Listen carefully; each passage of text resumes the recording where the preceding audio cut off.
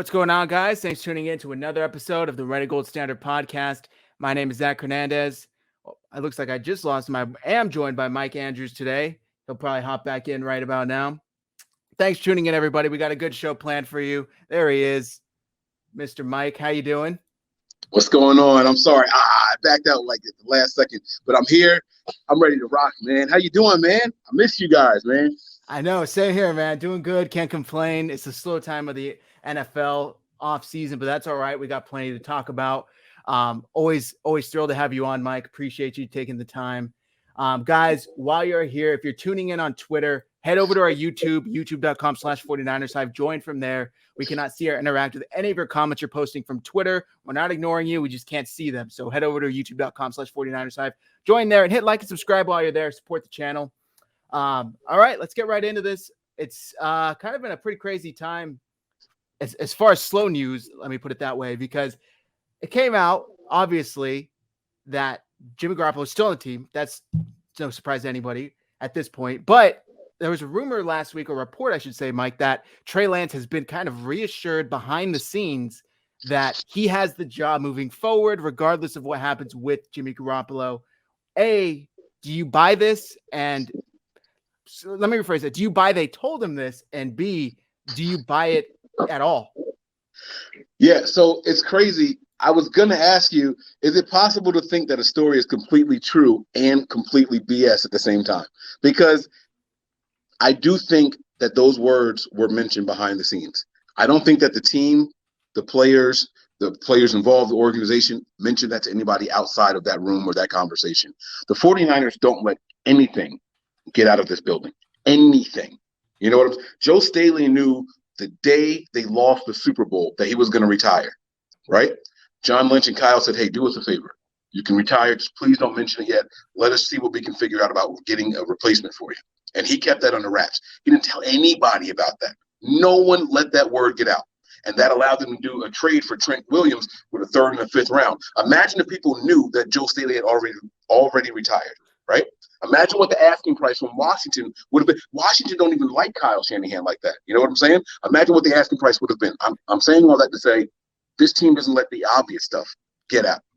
There's no need for them to tell Trey Lance something behind the scenes and tell media to say, we told Trey Lance X, Y, and Z. However, I do believe that the team talked to Trey Lance and said, hey, we're trying to move this guy. There's no market for him. He can't work out during OTAs and team activities, so you don't have to worry about it. You're the guy going forward. Don't sweat it. So okay. I think the word is true. I think that the story itself is BS. I like that. And to add to that too, because you kind of mentioned the fact that they kind of use the media to their advantage, which they should, but they don't deny anything they don't need to deny, or that doesn't benefit them to deny. But we did see also within the last weeks or two, the report come out that they were meeting with Deshaun Watson, and almost instantaneously that was shot down. Did that kind of make your eyebrows go up a little bit? Because one, if it's not true, why shoot it down? Do you think there is an actual benefit to shooting that specific rumor down? Because maybe it shows that you're not confident in a guy like Trey Lance? No, I think that the 49ers have been tied to every Tom, Dick, Harry that's been available at the quarterback position for the last 3 seasons. I've never seen a team leave a Super Bowl appearance and then say, we need a new quarterback, except for those 2000 Ravens where they did it with Trent Dilfer, right? That's the only team in NFL history I've ever seen do that before. And all of a sudden, as soon as the Niners lose that Super Bowl, we're on the market to Tom Brady. Like, that was the biggest story that offseason, right? It's Tom Brady, but they can't get out of Jimmy Garoppolo's contract, so they're stuck with him, right? It's it's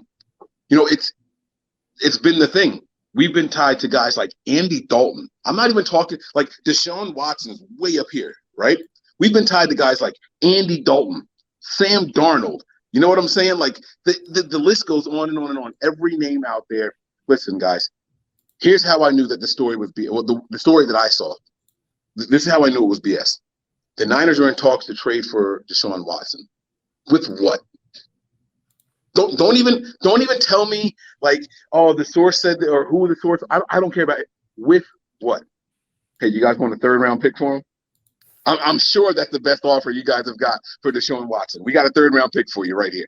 Like, it just, it didn't make sense for the story to make sense. Even if you include Trey Lance, right? The Texans don't have Trey Lance valued as 3 first-round picks. However, the Niners have him valued as that because that's what they spent on him. They spent 2 trading up and the actual pick itself in the first round. So to the Niners, he's worth 3 first-round picks. That's not the valuation that the Texans have on Trey Lance. And so I never thought that story was true. They're not going to do a 1-for-1. You know what I'm saying? Like it didn't make any sense. I don't think that story was true at all. It was just something to, put the name out there, another team involved in the mix to boost the asking price by another pick or 2. And you see what it warranted. It worked.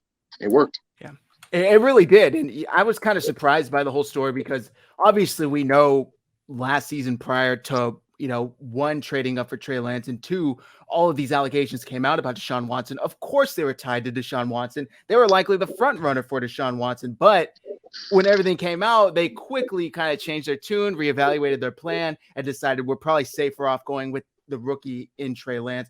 But yeah, I agree with you there. That was kind of one of the cases where it was a little beneficial for them to come out and deny it almost immediately, whereas they normally don't do that.